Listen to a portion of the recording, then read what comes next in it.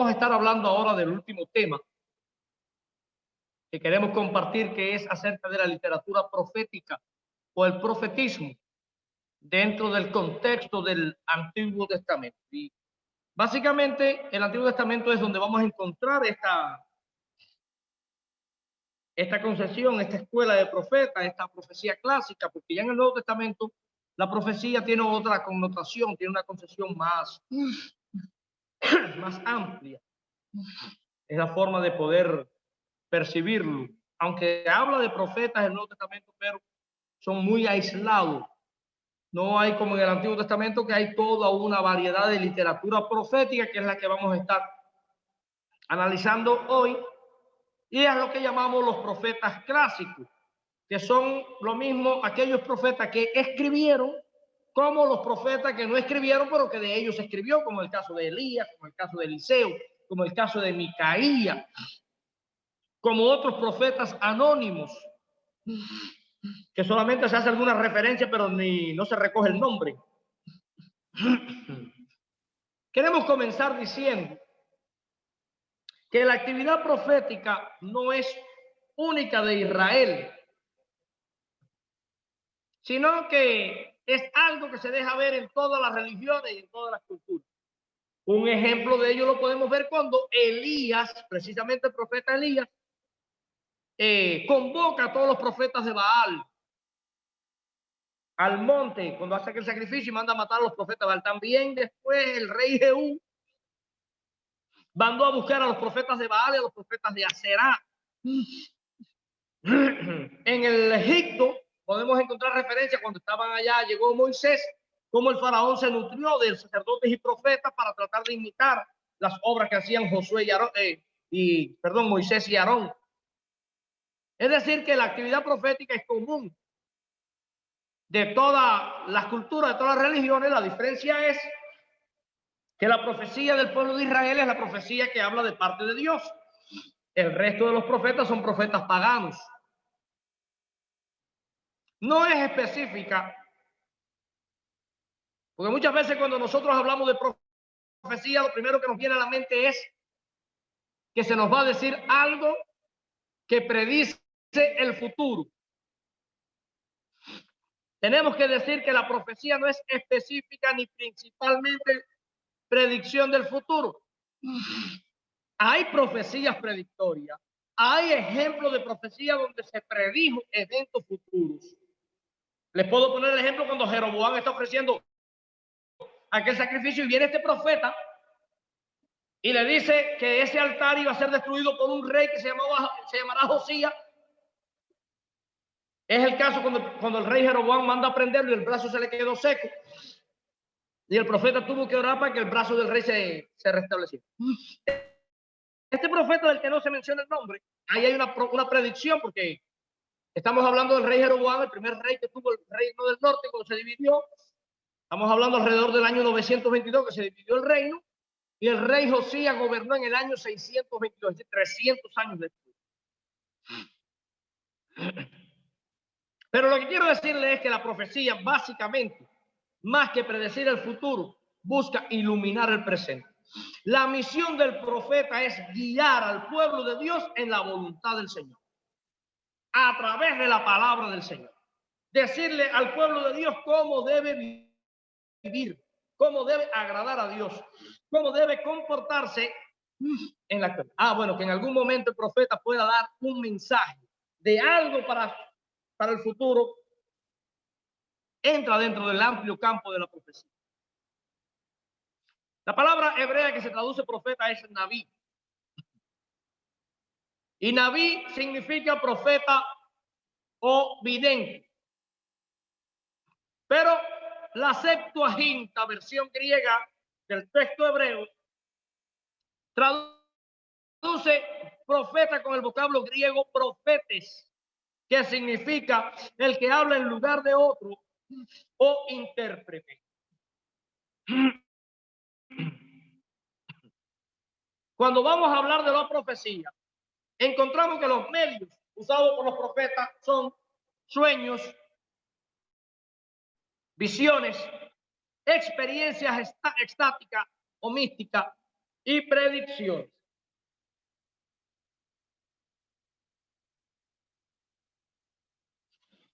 En el Oriente Antiguo, como decíamos al principio de la clase, las otras religiones también practicaban el profetismo. Tenían videntes y adivinos. Por ejemplo, en Babilonia a los sacerdotes se le llamaban Baru y usaban hígado de pez para adivinar. Hay un libro apócrifo, un libro deuterocanónico, el libro de Tobías. Perdón, Tobías. No sé si ustedes lo han leído, están en las Biblias católicas. Nosotros no tenemos esos libros. Pero esos libros que le llamamos deuterocanónico o apócrifo. Hay un pasaje en Tobías que habla de que toman un pez, lo sacan y toman el hígado para entonces ver a través del hígado. Eso es básicamente tradición babilónica. Y como estos libros deuterocanónicos se escribieron en el periodo intertestamentario, ese periodo de silencio, alrededor del año 200 antes de Cristo, o quizás un poco después, tiene toda esta pensamiento caldeo fresco todavía de cuando el pueblo de Judá vivió en el exilio. Por su parte, los árabes, el profeta dentro de los árabes conocido con el término árabe cajín. Y fíjese que el vocablo cajín de las lenguas árabes es similar al vocablo cohen del hebreo, pero cohen en hebreo literalmente significa sacerdote. En Israel es donde vamos a encontrar una actividad profética amplia. El rey David siempre está acompañado de Gad. En el Oriente, en las culturas orientales, en las culturas paganas, hay poca diferencia entre los sacerdotes y los profetas. Pero en Israel sí hay diferencia entre ambas instituciones y están bien marcadas las diferencias. En primer lugar, porque el sacerdocio israelí era hereditario y jerárquico. Todos provenían de la tribu de Leví, todos salían de la familia de Aarón. Mientras que la profecía es de orden carismático. El espíritu de Yahvé venía sobre cierta y determinada persona y esa persona comenzaba a profetizar. Ya en el periodo exílico y posexílico, vamos a encontrar algunas excepciones, como en el caso de Jeremías y Ezequiel, que fueron también sacerdotes y profetas. Ahora, en el propio inicio de la profecía tenemos el caso de Samuel, que desarrolló las tres funciones. Fue sacerdote, fue profeta y fue juez. Y es muchas veces difícil de distinguir entre la función sacerdotal y la profética en Samuel. Muchas veces vamos a encontrar a los profetas asociados a los santuarios de Israel. Ahora, según la tradición bíblica, el comienzo de la profecía se ubica en Moisés, a los que se le llamó profeta.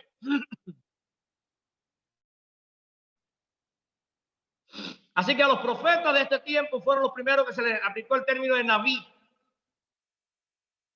Pero posteriormente, este término adquirió un significado más amplio, atribuyéndosele a toda clase de persona inspirada que disfrutara de una especial protección por parte de Dios. Por ejemplo, a Moisés y a Aarón se le llaman Naví. A Débora, Nabija, profetiza. Después del origen de los Neviín, en tiempos de Moisés, desaparece hasta la época de los últimos jueces y comienzo de la monarquía, que es cuando comienza básicamente la profecía clásica. Los profetas estáticos profetizaban en grupo y es la razón por la que se le llaman los hijos de los profetas. ¿Recuerdan cuando Samuel ungió a Saúl y dice que caminando se encontró con un grupo de hijos de profetas y comenzó a profetizar entre ellos? Ahí tenemos un ejemplo.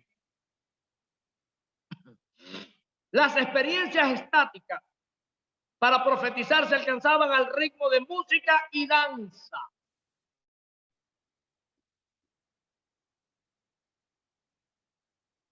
El rasgo estático perduró todo el tiempo de la profecía en Israel.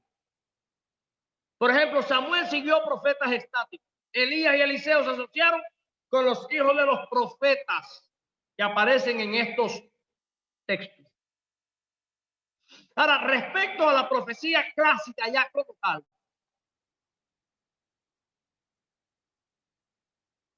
ya los profetas clásicos van a tener características, rasgos, que lo van a diferenciar del esquema profético del Próximo Oriente. Y son los profetas cuyas enseñanzas se han conservado en el Antiguo Testamento, cuyos nombres encabezan los libros proféticos. Isaías, Jeremías, Ezequiel, Daniel y todos los profetas, los que nosotros llamamos profetas menores. Los profetas de profesión podían convertirse también en profetas guiados por el llamado especial de Yahvé. Pero también encontramos a los falsos profetas. El término falso profeta no aparece en la Biblia hebrea. A todos se les llaman Naviín, profetas. Es la Septuaginta con el idioma griego el que introduce el término pseudoprofetes por el uso del vocablo pseudo en griego, que quiere decir falso, y profetes, profeta. Los falsos profetas se dejan engañar por sus recursos proféticos y confunden la palabra de Yahvé. Normalmente vamos a encontrar a los falsos profetas en la corte. Son los profetas que les gustan endulzarle el oído al rey, que les gusta decirle al rey las cosas buenas que el rey quiere oír porque sacan provecho.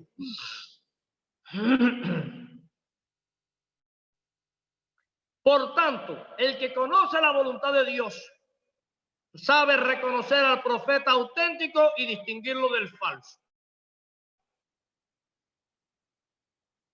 Y por ello muchos de los profetas escritores clásicos acusan a los mismos profetas y sacerdotes de toda clase de crímenes morales y sociales contra Yahvé y contra su pueblo.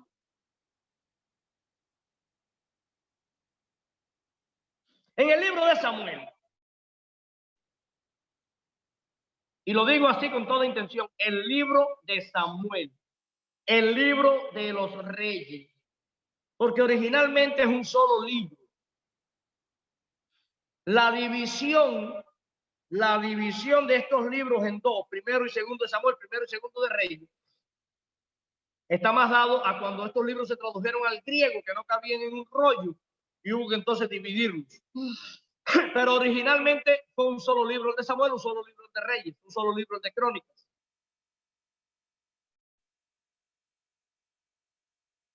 En la historia de Samuel vemos la intención con que Yahvé suscitó la profecía clásica.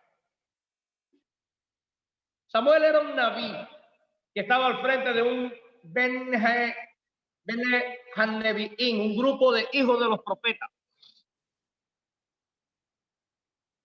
Cuando es presentado clara que en aquellos tiempos, dice así el texto literalmente, que en aquellos tiempos la palabra de Yahvé escaseaba.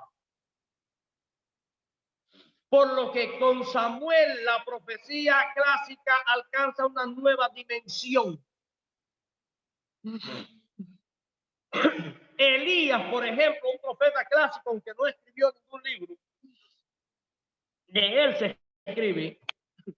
Elías denuncia el pecado de Acab. Así vemos una nueva vocación profética y el comienzo de una nueva línea profética. Y es por lo que los profetas clásicos se dan nombres distintos de profeta que expresen con claridad su condición de ser un enviado de Yahvé. Y es la razón por la cual muchos de ellos se autoproclaman como mensajeros de Yahvé, siervos de Dios, pastores, atalaya o guardianes, caso de Ezequiel, centinela, que es el atalaya. Ahora, de todos los profetas clásicos, los que mejores conocemos son los escritores del siglo VIII, VII y VI. Ahí encontramos a este grupo de profetas: Amós, Oseas, Isaías, Miqueas, Nahum, Sofonía, Habacuc, Jeremías y Ezequiel. Todos ellos, con la excepción de Oseas, eran naturales del reino del sur de Judea.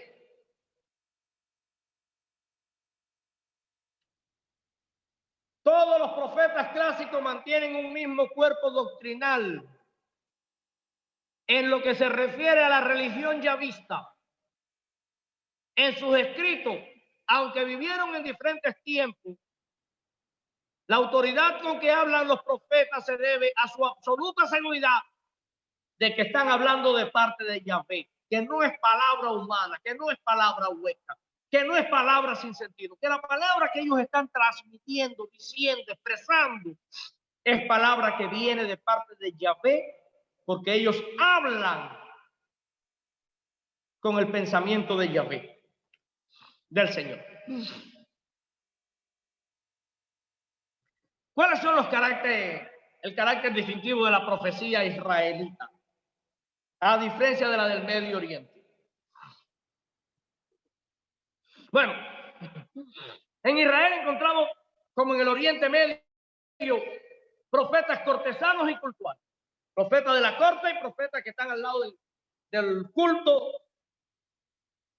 Sin embargo, aún así, aunque este esquema y aparezca en esta forma, no se parece en nada el profeta hebreo, el profeta israelita, de los profetas de las demás culturas en el Oriente Próximo. Porque el contenido de su profecía es puramente hebrea, puramente israelita.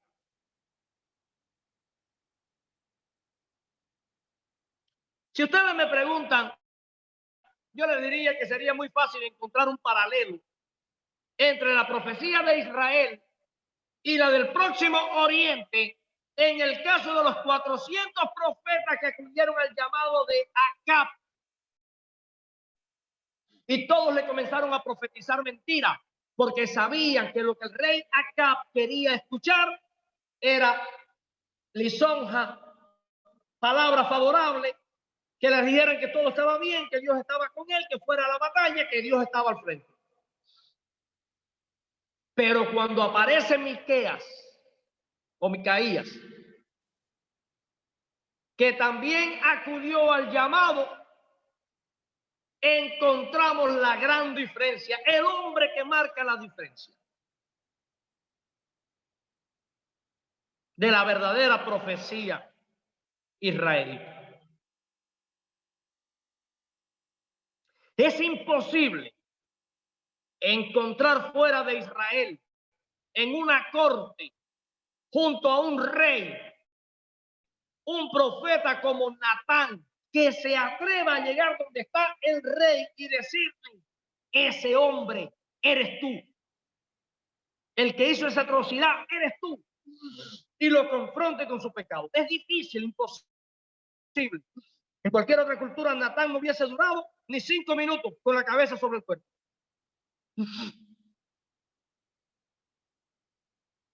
Pero Natán puede confrontar al rey y decirle lo que el Señor ha puesto en su boca. Fuera de Israel no se ha encontrado ningún paralelo literario. Y esto es porque la religión de Israel no tiene ningún paralelo con las religiones del mundo contemporáneo, tampoco ni en forma ni en contenido. Se encuentra paralelo con la profecía clásica. Israel es un punto aparte, tanto en fe, en profecía, en visión, en cosmovisión, en religión, al resto del mundo que le rodeaba. Recuerda que Israel estaba en medio de un entorno politeísta y es el único pueblo que aparece defendiendo y practicando la fe monoteísta, la fe en un solo Dios o en el único Dios. Por lo que la profecía en Israel rompe con el esquema antiguo. Cuando aparecen hombres y mujeres que no solo hablan en nombre de las instituciones de Israel, sino que se atreven a juzgarla y actúan como su conciencia viva.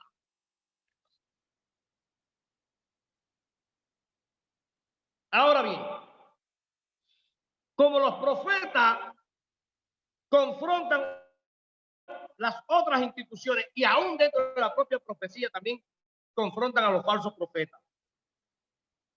Pero los profetas confrontan a los sacerdotes y a la monarquía. Por esa razón decimos que en el preexilio la profecía y el sacerdocio eran opuestos. Ya en el exilio y posexilio, cuando ya pasó el juicio, la profecía prestó atención al culto y a la ley por el énfasis del judaísmo posterior a estas instituciones. Les pongo un ejemplo. Muchas veces los sacerdotes, a la hora de hacer los ritos y los sacrificios, imitaban prácticas cananeas. Y cuando esto sucedía, los profetas rápidamente los confrontaban y los acusaban. O cuando los sacerdotes dejaban de hacer lo que el Señor les había ordenado. Por esto es que en Israel se distingue la función del sacerdote y la del profeta. Aunque muchas veces sus funciones coincidían, porque tenían la misión de guiar a Israel en el temor del Señor. También los sabios. Así que las tres instituciones persiguen este fin en común. Según Jeremías 18:18, se habla que la ley o Torá del sacerdote, el consejo o esá del sabio y la palabra o dabar del profeta se usan para poder guiar a Israel en la voluntad del Señor. Porque estas tres categorías transmitían sus enseñanzas de forma diferente. El sacerdote lo hace mediante una tradición institucional como es la ley. El sabio por una tradición profesional como es el consejo. Y el profeta por una proclamación carismática. Pero cada uno a su manera perseguía un objetivo en común. Como ya les dije, guiar a Israel en la voluntad del Señor. Cuando el profeta condena al sacerdote, no es por lo que el sacerdote enseñaba, sino por lo que dejaba de enseñar. Omitir puede ser tan malo como decir de más. Por lo que la oposición entre el profetismo y el sacerdocio en el preexilio está dada principalmente por el desarrollo tardío de la ley en Israel. Recordemos que es en el exilio donde el pueblo por fin logra entender la importancia de la ley y de poder guardarla. Porque, en definitiva, el sacerdocio llevaba la misma labor que la profecía. Transmitía la voluntad moral del Dios de Israel. El sacerdocio por la ley y el profeta por la palabra.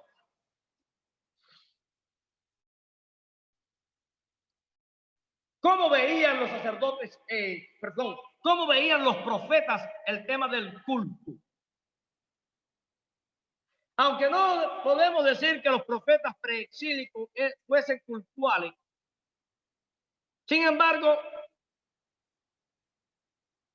estaban relacionados con él. Y para ellos el culto era tan importante como el resto de las tradiciones. Aceptaban el culto, aunque no quedaba fuera de las críticas mediante visiones proféticas, por lo que le decía ahorita, cuando el culto copiaba, cuando el culto en el culto se copiaba de los pueblos vecinos paganos, ahí venía rápidamente la reprimenda por parte de los profetas. Pronunciaban entonces juicios sobre el culto y lo juzgaban. Pero por ello no podemos decir que lo rechazaran, como tampoco rechazaron al sacerdocio, como tampoco rechazaron la ley, como tampoco rechazaron la elección de Israel, como tampoco rechazaron la propia profecía, que también pronunciaron juicio sobre los profetas que no hacían las cosas correctamente. Existen afirmaciones en los profetas preexílicos que dejan ver su oposición al sacrificio de animales. Lo juzgaban como indigno de dar culto a Yahvé.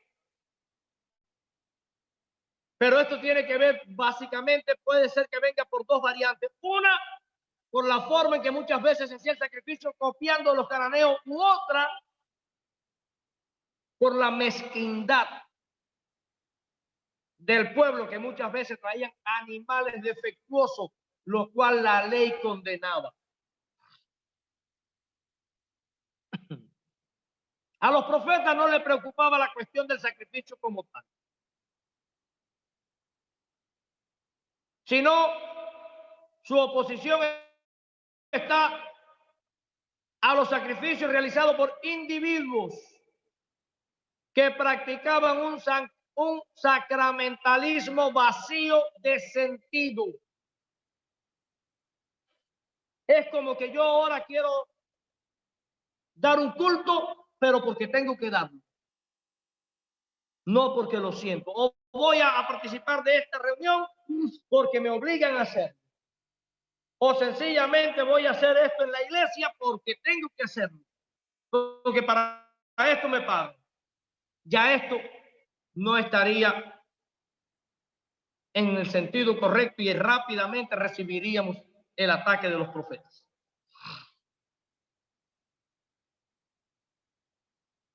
Según Oseas,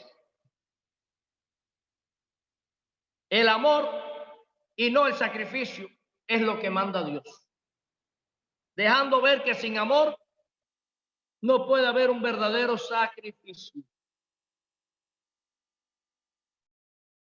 Y si usted va a ese lindo poema del amor en 1 Corintios 13, ¿qué es lo que dice Pablo? Aunque yo hablara en lenguas, aunque yo diera mi cuerpo en sacrificio aunque yo hiciera esto, si no tengo amor, de nada me sirve. Isaías muestra que Yahvé rechazaba la oración junto con los sacrificios, el incienso, las grandes solemnidades y los días festivos por causa de la mala actitud del pueblo. Sencillo. Cuando el pueblo quiere comprar, cuando el pueblo quiere comprar el favor de Dios haciendo algo. Cuando nosotros hoy ayunamos, cuando nosotros hoy oramos, cuando nosotros hoy hacemos vigilia, cuando nosotros hoy dedicamos un tiempo, debemos hacerlo por el sentido de gratitud al Señor. No porque creemos que con hacer estas cosas Dios esté en deuda después con nosotros. Ahí estaríamos errando el verdadero sentido de las cosas que hacemos. Y esto es lo que pasaba muchas veces en Israel. Se hacían las cosas, pero para dejar como que a Dios en deuda. Y allí sale Isaías para condenar estas prácticas. Las cosas que nosotros hacemos para Dios, lo hacemos en gratitud a todo lo que el Señor nos ha dado. Y lo hacemos reconociendo que aun cuando hacemos todas esas cosas, es una pequeña muestra de lo mucho que a Dios le debemos. La actitud profética ante el culto era la misma que ante cualquier otra cosa. Las formas eran secundarias con respecto a las realidades. Si las formas, lo que se hacía ya no significaba nada, venía entonces la condena por parte del pueblo.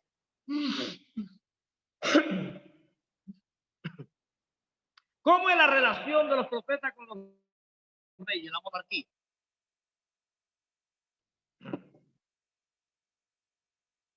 La relación entre profecía y monarquía es importante por varias razones. En primer lugar, la influencia de la monarquía en la doctrina mesiánica de los profetas. Aquí hay el punto central, es la promesa a David y la relación respecto a la promesa que Dios le hace a David. O sea, hay una relación entre monarquía con la profecía mesiánica. En segundo lugar, ambas instituciones, profecía y monarquía, coincidieron desde el punto de vista temporal. Prácticamente aparecieron casi juntas y desaparecieron casi juntas. El inicio de la monarquía está con el inicio de la profecía clásica. Y en el tema de la salvación, que es la historia de la salvación, que es la historia central de la Biblia, existen conexiones íntimas entre ambas instituciones. Debemos saber que el movimiento profético nunca encabezó una acción para sustituir la monarquía por otro sistema de gobierno. Por lo que la función de la profecía consiste en formar conciencia en un pueblo, no en dictar la política. Los profetas no desearon la instauración de la monarquía, pero sí buscaron de que ésta se ajustara a la voluntad de Yahvé. Y la doctrina mesiánica de los profetas encaja en el esquema de su actitud hacia la monarquía. Y de hecho, hay textos que demuestran que los profetas no tuvieron buen gusto con la política. Por lo tanto, prefirieron alejarse de la política y más bien ser los hombres y mujeres que hablaran de parte de Dios. La profecía exílica apenas insiste en el mesianismo real. Ellos están seguros que el único redentor de Israel es Yahvé, y es en el post-exilio donde el mesianismo davídico, este mesianismo real, vuelve a adquirir auge.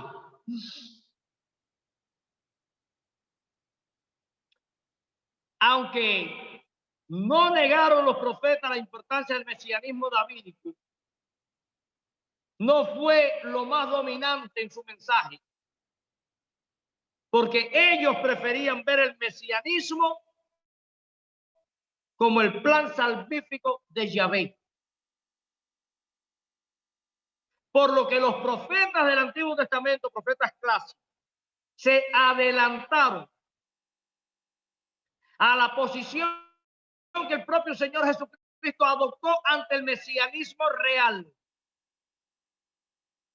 Para Jesús el mesianismo real era un simple detalle, por lo que prefirió identificarse con otra figura que expresara el cumplimiento de la venida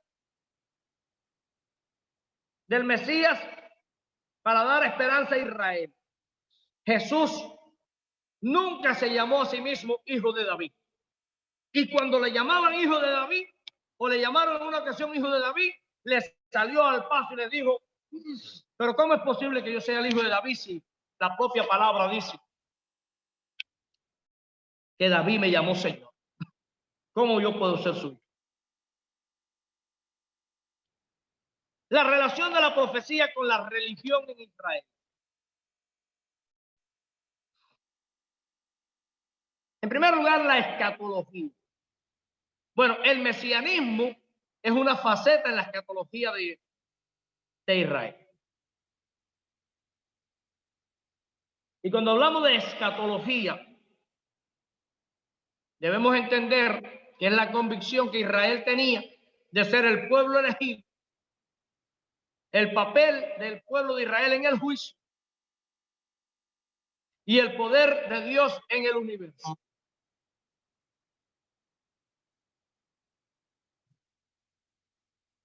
Por lo que la escatología de los profetas tenía un carácter histórico. Y lo que importa es reconocer la naturaleza histórica de la escatología en la concepción bíblica del tiempo, que muchas veces se estima como lineal en oposición a la concepción cíclica asociada a otra forma de pensamiento. Por lo que los autores bíblicos no entendieron el tiempo como un esquema determinista, sino como una serie de momentos que se iban llenando de acontecimientos queridos. Por lo que el profeta no es alguien que se para frente a un mapa para predecir el futuro. Y es lo que le decía al principio. Está más dado a poder orientar, guiar a este pueblo a cómo dirigir su vida en el presente.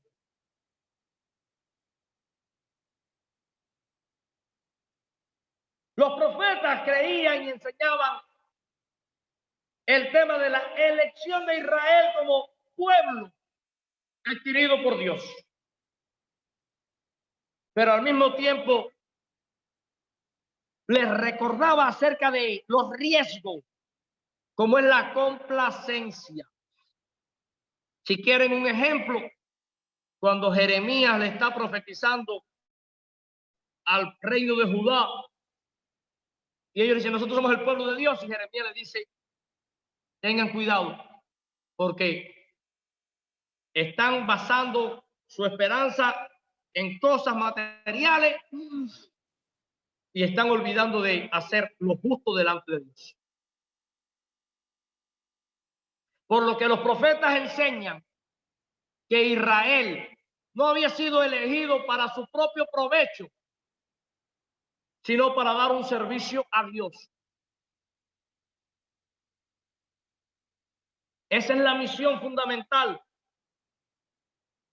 de Israel y este es el propósito fundamental de la elección. El tema del juicio tenía también una concepción escatológica espiritualizada en la enseñanza profética. Por ejemplo, El día de Yahvé para Amós representaba el triunfo de Yahvé sobre sus enemigos. Pero para otro profeta preexílico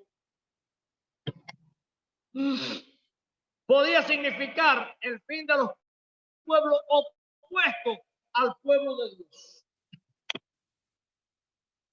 Y en la escatología popular significaba el momento en que Yahvé ajustaría cuenta con sus enemigos, mientras que su pueblo podría salir triunfante.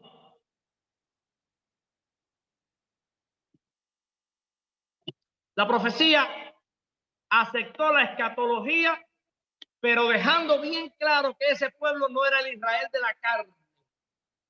Y eso tiene que ver con la profecía posexílica, sino el Israel del espíritu.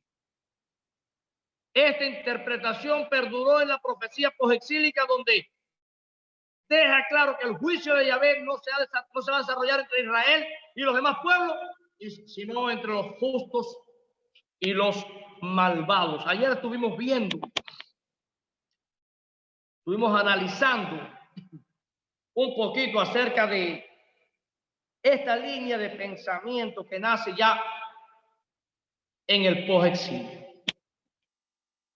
Respecto a la doctrina social y moral de los profetas. Bueno, por la insistencia en la parte social, a los profetas preexílicos se le llamaron profetas sociales.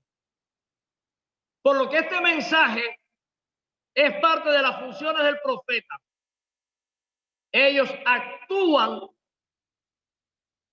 como la conciencia del pueblo. Y esta insistencia origina un tema que llega a la doctrina neotestamentaria, es decir, del Nuevo Testamento. El tema del reino de Dios. Y es el tema de los pobres de Yahvé. Anawim. Los Anawim. Aquellos que solo por la gracia de Yahvé podrán levantar la cabeza. ¿Por qué digo esto? Porque los pobres de Yahvé en esta línea de pensamiento profética no está relacionada a la pobreza material, sino a la pobreza de espíritu.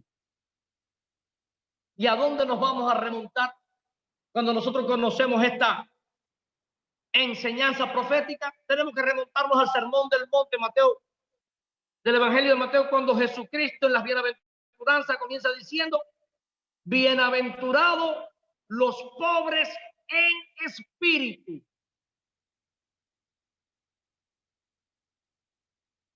Macario tohoi neumati.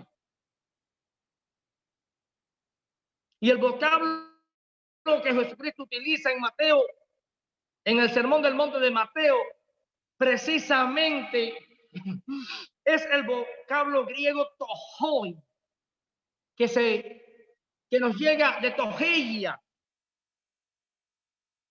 que nos habla de la pobreza extrema, de la persona que no tiene nada, pero no está hablando de la pobreza material, está hablando de la pobreza de espíritu.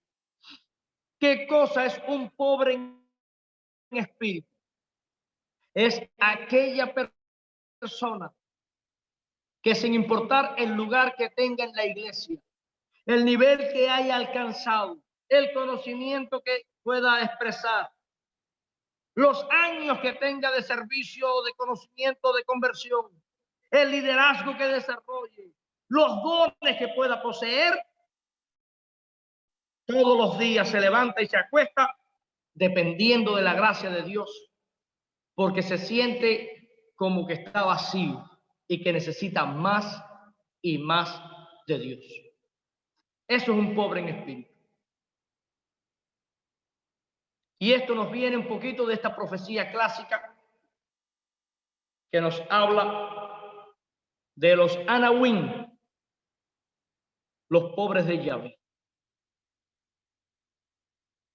Otra cosa que descubrieron los profetas es algo respecto al monoteísmo ético. Y es el descubrimiento más importante realizado por los profetas.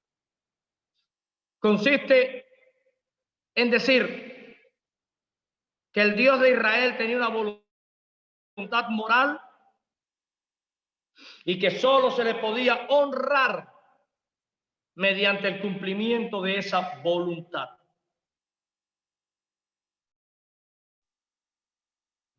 Los políticos de Judá e Israel buscaban mediante alianzas políticas un medio para que sus pequeños países pudieran subsistir en medio de toda la confrontación que enfrentaban por las potencias políticas de sus alrededores. Y esta es la razón por la cual los profetas muchas veces condenaron la monarquía por buscar recursos humanos y olvidarse de que la victoria de Israel dependía de su confianza en Yahvé. La tragedia de Israel no consistió en que los profetas dieran al pueblo menos de lo que podía dar, sino en que Israel tenía unos sacerdotes que no conocían a Dios ni su ley, unos gobernantes que instituían sus leyes sin contar con Dios, y un pueblo que se negaba a escuchar a sus profetas. Esa es una realidad que nos deja ver el desenlace que tuvo este pueblo a través de su historia. Siguiendo en esta clase, podemos hacer referencia a los profetas escritores y a los no escritores.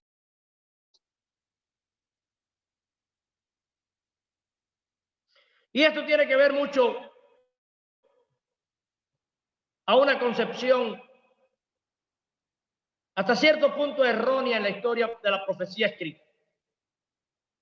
Porque Amós se diferencia de Elías, porque a Amós podemos saber de él por su propia palabra, mientras que de Elías sabemos los que otros escribieron de él.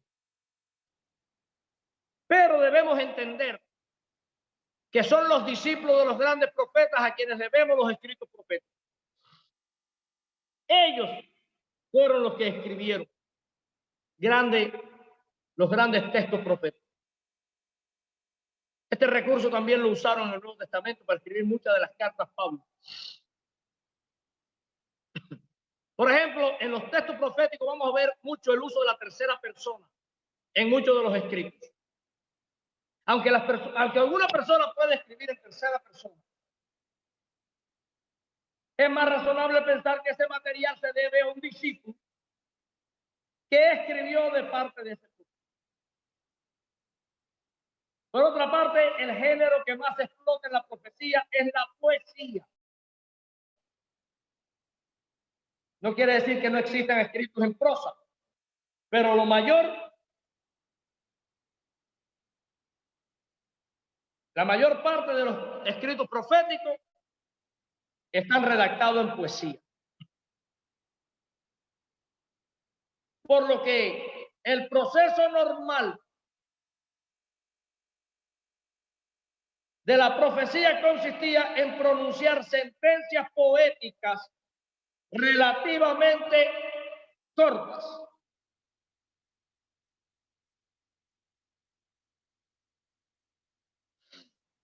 Entre los géneros literarios que encontramos en la profecía, lo más característico es el oráculo.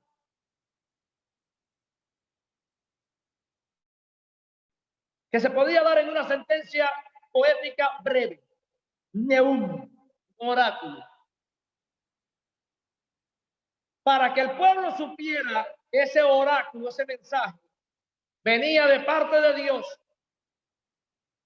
El profeta dice, así habla Yahvé, o Yahvé dice.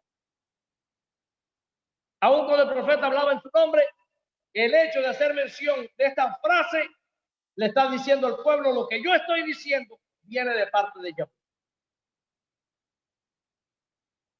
Hay diferentes tipos de oráculos según la naturaleza de la palabra de Dios. Están los de, se puede dividir en profecía de amenaza o de prosperidad, de revelación de un bien o un mal que se avecina. Por ejemplo, la profecía preexílica es generalmente de amenaza. Recuerden que Israel va en camino a un juicio. Aunque dentro de la profecía preexílica podemos encontrar consolación, como el caso de Amós 5:15, que es preexílico y habla de la consolación para el pueblo de Israel. Pero la profecía de salvación es predominantemente post-exilio.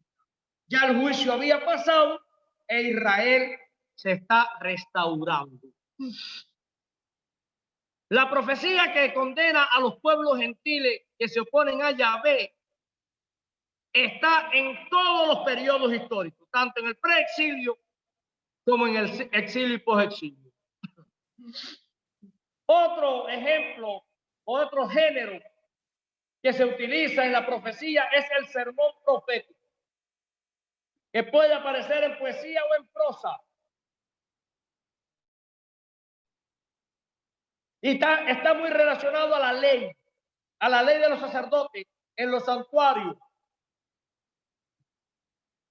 Por lo que se crea una tradición literaria que es típica de los profetas. Pero no podemos descartar las acciones simbólicas de los profetas. Puede incluirse entre los géneros literarios proféticos, porque en la mentalidad del Antiguo Testamento estas acciones eran realidades por sí mismas, palabras proféticas hechas visibles. Cuando Jeremías sale con un yugo puesto en la cabeza, sin palabra, le está diciendo que vendría un tiempo donde los caldeos pondrían un yugo sobre Judá. O cuando Isaías salió desnudo. O el profeta que tiene que ir a casarse con la prostituta. Son acciones simbólicas que sin palabras transmiten un mensaje. En la época preexílica encontramos los siguientes libros con sus énfasis: Amós, la justicia divina; Oseas, la misericordia divina de Dios; Miqueas, el profeta campesino; Isaías de Jerusalén, que es la primera parte del libro de Isaías, profeta de la santidad; Sofonías y Nahum, pregoneros de la ira de Yahvé; Habacuc, profeta de la justicia por la fe; Jonás, retrato de un profeta; Abdías. El libro de Abdías existe una confrontación, porque el libro trata el juicio contra Edom. Y esto lleva a que algunos digan, pero es que hubo dos momentos. Entonces, ¿Abdías es preexílico o es exílico? Muchos ubican el libro en el año 840 a.C., pero otros lo ubican en el año 586. Porque profetiza sobre la batalla contra Jerusalén de los edomitas. Pero esto ocurrió en dos ocasiones. La primera, entre los años 848 al 841, por parte de una coalición de filisteos y árabes en tiempo de Joram. Y la segunda, entre los años 605 al 586, cuando Babilonia atacó Jerusalén. No obstante, la tradición prefiere mantenerlo dentro del grupo de profetas preexílicos. Porque la profecía preexílica tiende con algunas variantes a ser una profecía de juicio contra Israel y Judá. Nahum es una excepción, porque entona un himno de triunfo sobre el hundimiento del imperio asirio. Habacuc no encaja en el modelo preexílico, no por el contenido de la profecía, que es preexílico, sino por la forma en que lo presenta. Cuando Habacuc comienza a hablar de que el justo por la fe vivirá y todos estos temas, en esta forma es donde entran las confrontaciones. Joel, la profecía de Joel. Los comentaristas bíblicos ubican al libro en el año 835 a.C., durante el reino de Joás. Pero el contenido de la profecía de Joel básicamente es posexílico. Su tema central, el derramamiento del Espíritu.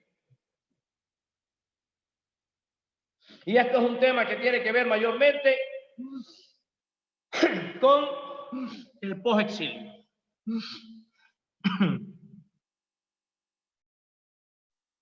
En los finales de la época preexílica,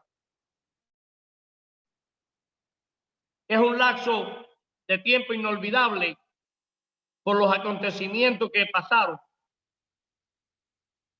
El resurgimiento profético que se funda en la reforma de Josías y Jeremías.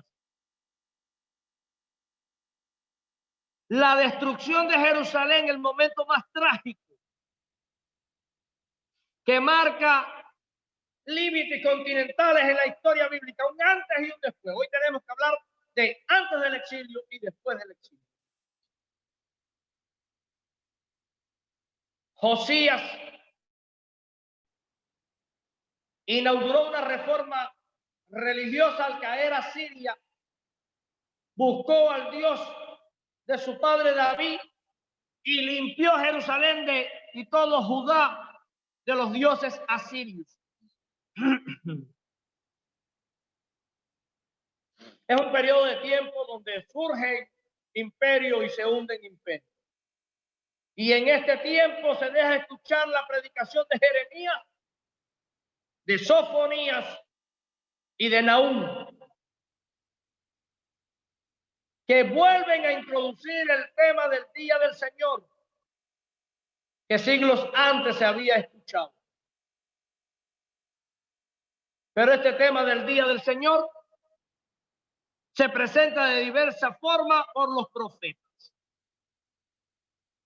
Para Amós es un día de tinieblas y no de luz. Para Isaías, día en que los hombres se esconderán en el polvo por el terror del Señor. Para Nahum, el que trae buenas noticias, el que anuncia la paz. A Judá, el enemigo será destruido. Y posteriormente, en el periodo posexílico y intertestamentario, los escritos apocalípticos harán suya esta predicación profética. Recuerden que la apocalíptica tiene sus raíces en la profecía y la reforzarán proclamando el día del Señor con mayor fuerza. Dentro del periodo exílico y posexílico, encontramos los siguientes profetas o libros proféticos: Jeremías y Lamentaciones, umbrales del exilio. Jeremías vivió el momento de la gran deportación. Isaías del exilio. La promesa del retorno. Ageo, Zacarías y el tercer Isaías. Se le llama el tercer Isaías los últimos capítulos del libro de Isaías, capítulos 56 al 66. Y Malaquías es los libros del retorno y la reconstrucción. Son los libros post-exilio. Y los libros de Ezequiel, Daniel y Zacarías son los libros que mezclan la profecía y la apocalíptica. Quiero decirle que el libro de Ezequiel es la base del apocalíptica. De Ezequiel se nutre Daniel, se nutre Zacarías y se nutre después Juan para escribir el Apocalipsis. ¿Cuál es la meta de la profecía? La manifestación plena de Cristo Jesús. La manifestación plena del Mesías, del Señor. De ahí que toda la profecía apunte a ese momento glorioso cuando el enviado del Señor, el Mesías, vendría. Cuando Babilonia destruyó la independencia de Israel, se destruyó algo que era esencial para su religión y que parecía indestructible. El templo de Jerusalén, la posesión de la tierra y los privilegios de la realeza davídica. En lo adelante, el israelita sería llamado judío. La profecía posexílica no tiene la energía de la preexílica y la espontaneidad. Tiene sus propias características. Pero los profetas del posexilio son los que tienen la posibilidad de mirar con más optimismo el porvenir de Israel, porque recuerden que ya el juicio había pasado. Por lo que resurge una nueva esperanza en la figura del siervo de Yahvé que vendrá.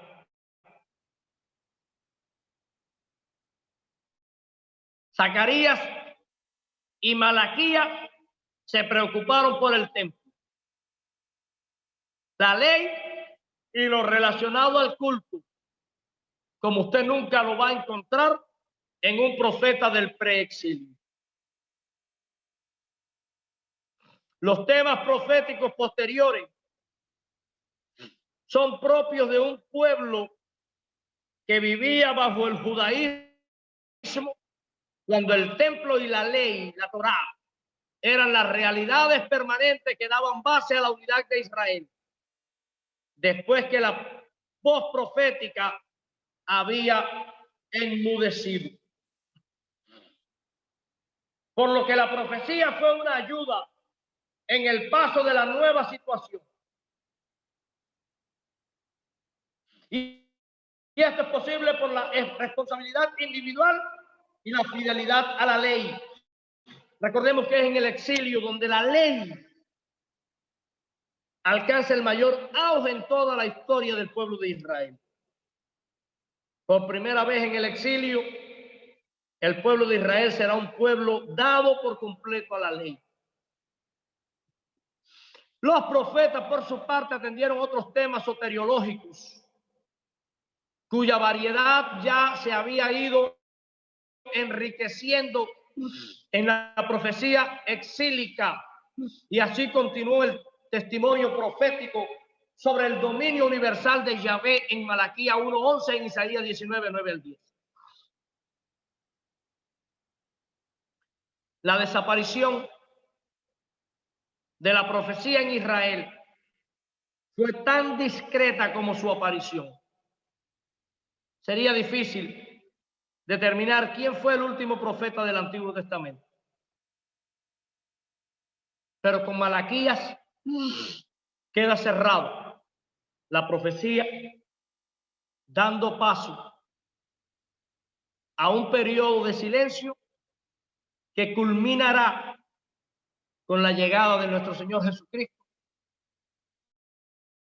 y la predicación de Juan el Bautista como la reaparición de la profecía anunciando al enviado del Señor que vendría a salvar al mundo de su pecado. Con este punto culminamos la clase y también el curso de introducción al Antiguo Testamento.